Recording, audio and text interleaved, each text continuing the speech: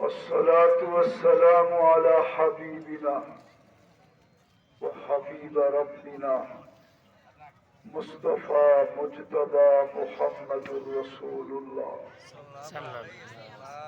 صلى الله عليه وعلى آله وأصحابه وأتباعه صلاة وسلاما كثيرا كثيرا.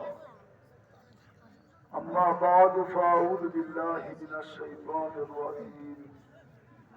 بسم الله الرحمن الرحيم. إن أكرمكم عند الله أتقاكم. وقال رسول الله صلى الله عليه وسلم اتق الله حيثما كنتم أو كما قال عليه الصلاة والسلام. উক্ত মাহফিলের সম্মানিত সভাপতি, উপস্থিত উলামায়ে কেরাম এবং মেহমানানে ইকরাম, এলাকার বিভিন্ন জায়গা থেকে আগত মুসলমান ভাইয়েরা, যেই পর্যন্ত লাউড স্পিকারের আওয়াজ পৌঁছতেছে, যদি শোনার সুযোগ থাকে তো পর্দার অন্তরালে মা ও বোনেরা, কোরআন হাদিস থেকে যতটুকুই তেলাওয়াত করলাম আশা রাখি একই সামনে রেখে অতি অল্প সময় কিছু কথা রাখবো। সাথে সাথে সকলের কাছে অনুরোধ, কথাগুলো মনোযোগকে উজাড় করে দিয়ে শুনবো। যদি পুরস্কার পাইতে চাই, দ্বিতীয় পরিবেশটাকে বিলকুল নিচুম রাখবো। যদি পুরস্কার পাইতে চাই, দুটা শর্ত হলো পুরস্কারের জন্য: মনোযোগকে উজাড় করে দিয়ে শোনা আর পরিবেশটাকে নিচুম রাখা। আর পুরস্কার আল্লাহ দিবে, মানুষ দিবে না। আর আল্লাহ যত বড়, আল্লাহর দেওয়াও তত বড়। এটা চির সত্য।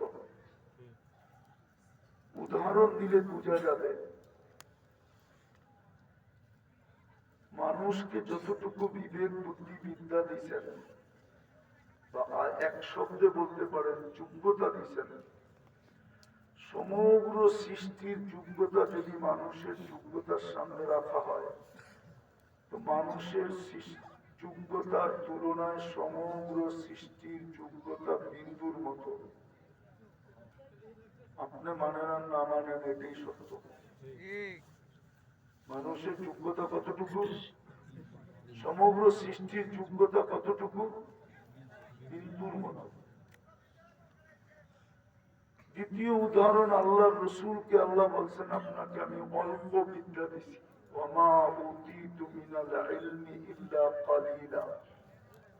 আরবিতে কলিল বলে অল্পকে।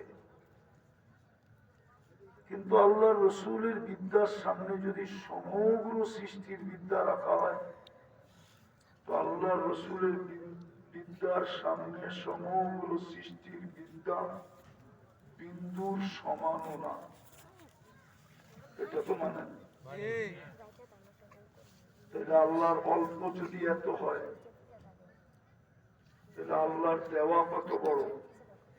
বিদায় পুরস্কারটা আল্লাহ দিবে, কিন্তু আমাকে পুরা করতে হবে শর্ত।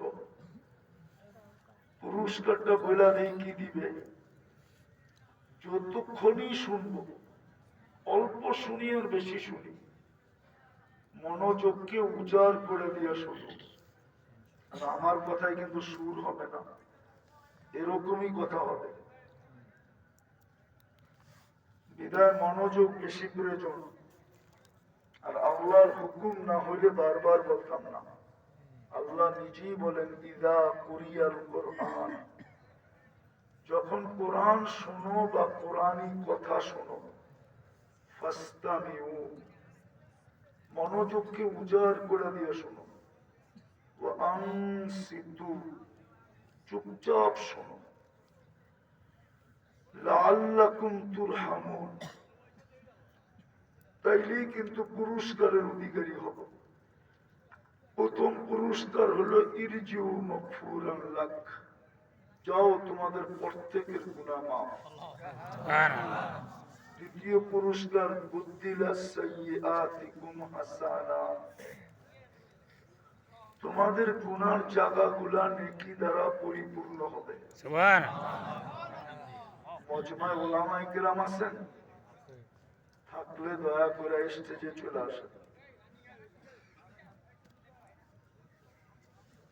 দ্বিতীয় পুরস্কার গুনার জায়গাগুলা, আবারও বলতেছি, উলামায়ে কেরাম আছেন? আছে, দেখতেছি আমি। স্টেজে চলে আসেন, অনেক জায়গা আছে। উলামায়ে কেরামের সম্মান কি নাই? দেখতেছি তো, চেহারায় তো বোঝা যায় উলামায়ে কেরাম। আসেন আসেন, লজ্জার বিষয় না, স্টেজে চলে আসেন, উঠা। তো যেটা বুঝাইতেছিলাম, তৃতীয় পুরস্কার ইয়াযকুরুল্লাহু ফী মান ইনদা, আল্লাহ আমাদের প্রত্যেকের নাম নিয়া, প্রত্যেকের নাম নিয়া ফেরেশতাদের সামনে আলোচনা করবে। এটা হলো তৃতীয় পুরস্কার। চতুর্থ পুরস্কার হলো আল্লাহ যার আলোচনা করেন তাকে কখনো শাস্তি দেন না। এদের চাইরটাই বড় বড়, মনে হয় একটা ছোট, যে আল্লাহর কাছে আলোচিত হইয়া কি হবে, ঠিক না?